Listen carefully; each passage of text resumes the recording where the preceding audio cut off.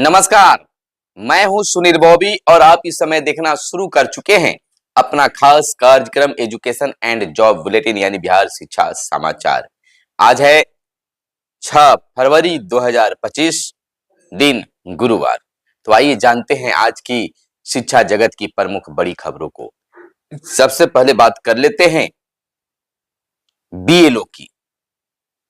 बिहार के बीएलओ को अब साल में 4,000 ज्यादा मिलेगा, यानी कि बूथ लेवल अफसरों का पारिश्रमिक जो है मानदेय जो है बढ़ा दिया गया है। 77,000 को इससे फायदा होगा। आपको बता दें कि सरकार ने बूथ लेवल ऑफिसर को पारिश्रमिक और मानदेय 4,000 रुपया बढ़ाया है। इसकी करीब 77,000 से अधिक बीएलओ लाभान्वित होंगे। कैबिनेट की बैठक के बाद अपर मुख्य सचिव डॉक्टर एस सिद्धार्थ ने बताया कि 1 अप्रैल 2025 के प्रभाव से बीएलओ का मानदेय 6,000 से बढ़ाकर 9,000 रुपए प्रतिवर्ष किया गया है। साथ ही मतदाता सूची पुनरीक्षण के दौरान घरों के भ्रमण पर 1,000 रुपए प्रतिवर्ष मिलेगा। इस पर हर वर्ष 31.15 करोड़ रुपए खर्च होंगे। तो इस प्रकार से जो शिक्षक बीएलओ हैं उनको 10,000 रुपए की फायदा प्रति वर्ष होगा। इधर शिक्षकों के ट्रांसफर की गति बिल्कुल धीमी हो गई है। अब शिक्षा विभाग कुछ बोलने के लिए इस पर तैयार नहीं है, लेकिन इसी बीच एक और बड़ी खबर निकल कर आई है कि शिक्षकों के ट्रांसफर जो है अब मार्च महीने में किया जाएगा। यह कोई ऑफिशियल बयान नहीं है, बल्कि दबी जुबान में शिक्षा विभाग से ही निकलकर ये खबर सूत्रों के हवाले से आ रही है। अब कहिएगा कि सूत्र कौन है, खैर वह बात की बात है, लेकिन फिलहाल आप तमाम शिक्षकों का ट्रांसफर की गति धीमी हो गई है और इसको लेकर शिक्षक अब आवाज भी बुलंद करने लगे हैं। सोशल मीडिया हैंडल एक्स पर भी इसे ट्रेंड करवाया जा रहा है, टीचर ट्रांसफर। लेकिन सरकार और विभाग कुंभकर्णी निद्रा में ट्रांसफर को लेकर सो गई है। पहले मैनुअल रूप से ट्रांसफर की बात हुई थी कि ये सिद्धार्थ खुद करेंगे, अब हो गया इस सॉफ्टवेयर के माध्यम से होगा। 35 शिक्षकों की ट्रांसफर करके रोक दिया गया है। कब बात शुरू होगी कहना मुश्किल है, क्योंकि अभी इंटर और मैट्रिक की परीक्षा बाकी है। इंटर की परीक्षा चल रही है, मैट्रिक की परीक्षा शुरू होने वाली है। 3 परीक्षाओं के बाद फिर से सक्रियता होगी, लेकिन इसी बीच एमएलसी और शिक्षक नेता वंशीधर बरजवासी ने एक बड़ा चैलेंज शिक्षा विभाग को दिया है। चेतावनी भी दी है कि जल्द ही शिक्षकों का ट्रांसफर किया जाए, अन्यथा जब सत्र की शुरुआत होगी तो इस पर आवाज बुलंद किया जाएगा। इधर स्कूल से वंचित बच्चों की होगी पहचान। आपको बता दें कि शिक्षा विभाग के अपर मुख्य सचिव डॉक्टर एस सिद्धार्थ द्वारा जारी सरकारी स्कूलों के किए जा रहे औचक निरीक्षण के बीच पढ़ाई छोड़ने वाले बच्चों की जानकारी सामने आ रही है। इधर शिक्षा विभाग ने भी ऐसे बच्चों को चिन्हित करने के लिए जिलों को आदेश भी दिया है। ऐसे में संभावना है कि अब पढ़ाई से वंचित 21,000 बच्चों की संख्या और बढ़ेगी। आपको बताते चले कि 1 महीने में शिक्षा विभाग द्वारा घर घर किए गए सर्वेक्षण में स्कूल से वंचित 21,762 बच्चों को चिन्हित किया गया था। और आपको बताते चले कि ये बच्चे किसी न किसी कारण से पढ़ाई छोड़ चुके थे। इसमें से 6 से 19 वर्ष के बच्चे शामिल हैं। 21,762 बच्चों में 18,748 सिर्फ 6 से 14 वर्ष के हैं। तो शिक्षा विभाग अब इनको तलाश कर रही है कि वह बच्चे कहां हैं। बात मत कीजिए इस शिक्षा कोष की, ऐसा शिक्षक अब कहने लगे।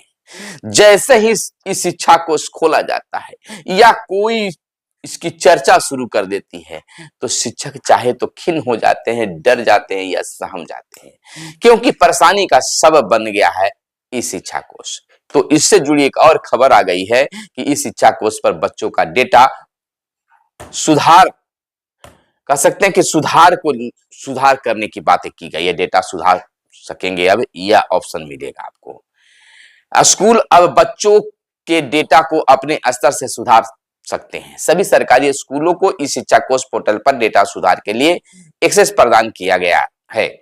लाभुक आधारित योजना के लिए जिन बच्चों का डेटा ई शिक्षा कोष पोर्टल पर अपलोड किया गया है, यदि उनमें कोई त्रुटि है तो सुधार के लिए लंबी प्रक्रिया से गुजरना नहीं पड़ेगा। मामूली गड़बड़ी की वजह से बच्चे योजनाओं के लाभ से वंचित भी नहीं रहेंगे। अब स्कूल के स्तर पर ही इस शिक्षा कोष पोर्टल के स्टूडेंट एनरोलमेंट मॉड्यूल ऑप्शन में जाकर डेटा सुधारने की प्रक्रिया पूरी की जा सकती है।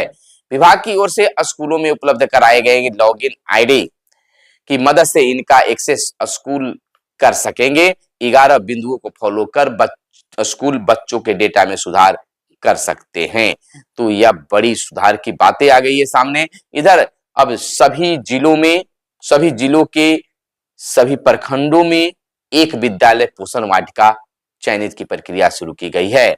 आपको बता दें कि सभी प्रखंडों में एक विद्यालय में आदर्श पोषण वाटिका के चयन की पहल शिक्षा विभाग के मध्याह्न भोजन योजना संभाल द्वारा की गई है। इस क्रम में प्रखंड में यह योजना की शुरुआत की गई है और चुना जा रहा है विद्यालयों का, चाहे जिसमें मध्याह्न भोजन में बनने वाली सब्जियां यहाँ से उपयोग होगी और विद्यालय भी सुंदर लगेगा। विभाग की मध्याह्न भोजन योजना विभाग की जो है यह सोच है कि विद्यालय और सुंदर दिखेगा।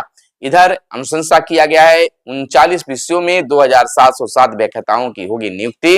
इतिहास विषय का साक्षात्कार 19 फरवरी से होगा। कुल 4638 रिक्तियों के लिए निकाला गया था विज्ञापन। यानी बिहार राज्य विश्वविद्यालय सेवा आयोग ने अब तक 39 विषयों में 2707 सहायक प्राध्यापकों की अनुशंसा कर सरकार को भेज दिया है। शेष 13 विषयों का साक्षात्कार होना बाकी है।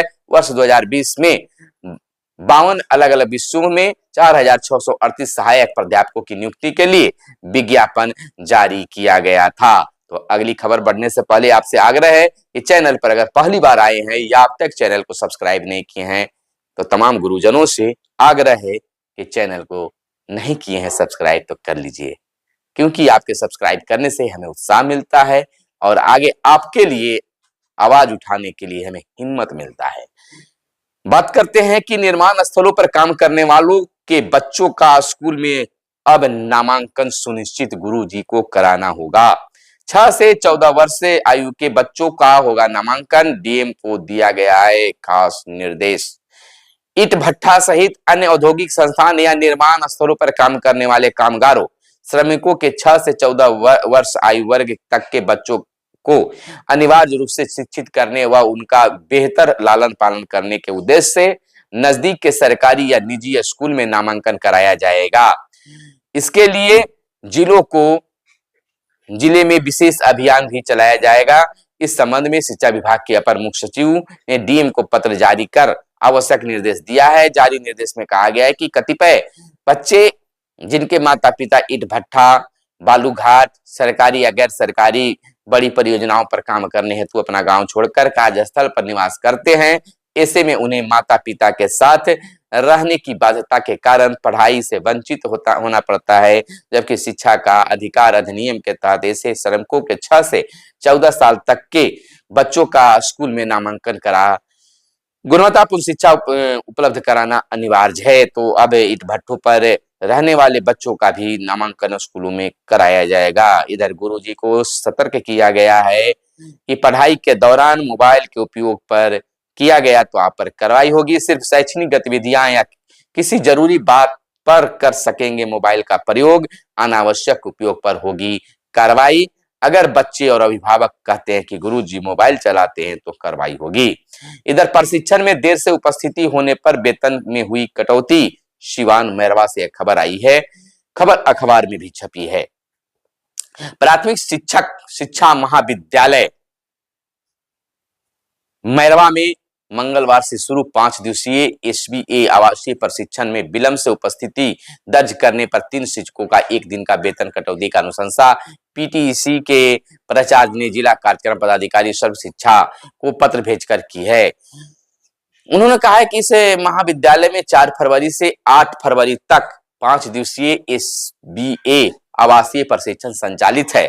10 दिसंबर को बीसी में प्राप्त निर्देश के आलोक में वैसे प्रशिक्षु जो प्रशिक्षण स्थल पर ससमय उपस्थित नहीं होते हैं तो दंड के स्वरूप 1 दिन का वेतन कटौती करने का आदेश प्राप्त है। इस निर्देश के आलोक में प्रशिक्षण स्थल पर देर से उपस्थित होने वाले 3 शिक्षकों का 1 दिन का वेतन कटौती करने की अनुशंसा की जाती है। इन शिक्षकों के लिए 1 दिन का वेतन काटने का आदेश जारी किया गया है, अनुशंसा किया गया है। इधर बिहार में बड़े पैमाने पर नियुक्तियां होगी। बिहार के मुख्यमंत्री का बड़ा ऐलान। 6,837 नौ चयनित अभियंताओं और उद्देश्यों की नियुक्ति पत्र भी मुख्यमंत्री ने बांटा है। मुख्यमंत्री ने कहा है कि बहुत खुशी की बात है कि 6,837 नौ चयनित को नियुक्ति पत्र दिया जा रहा है। मैं उन सभी विभागों को धन्यवाद देता हूं जिनके द्वारा आप सभी अभ्यर्थियों का चयन किया गया है। तो इस प्रकार से मुख्यमंत्री ने यह भी ऐलान किया कि बड़ी बहाली बिहार में किया जाएगा। तो शिक्षकों के ट्रांसफर को लेकर भी अब मुख्यमंत्री तक बात पहुंचाने के लिए शिक्षक तैयार हो गए हैं कि अब शिक्षक मुख्यमंत्री को भी पत्र लिखकर उन्हें जानकारी देंगे कि विभाग हमें 20-22 वर्षों से तबादला नहीं कर सकी है, हमें तबादला की जरूरत है। तो क्या कुछ होता है मुख्यमंत्री तक पहुंचने के बाद, लेकिन यह भी कहा जा रहा है कि मुख्यमंत्री तक बात पहुंचाने के लिए शिक्षक अब तैयार है। उससे पहले मुख्यमंत्री तक यह बात पहुंच भी गई है और इस पर बहुत जल्द बिहार के मुख्यमंत्री नीतीश कुमार बड़ा फैसला लेने जा रहे हैं, जो जनवरी के बीत गया है और फरवरी के मध्य तक कुछ निकलकर बातें सामने आ सकती है। यानी कि 2-4 दिनों के अंदर एक बड़ी खबर ट्रांसफर को लेकर मिल सकती है। तो यह थी आज की खास प्रमुख खबरें जो आपके काम की खबरें हो सकती थी। मिलते हैं अगले वीडियो में, तब तक के लिए दीजिए इजाजत। जय हिंद, जय भारत, वंदे मातरम।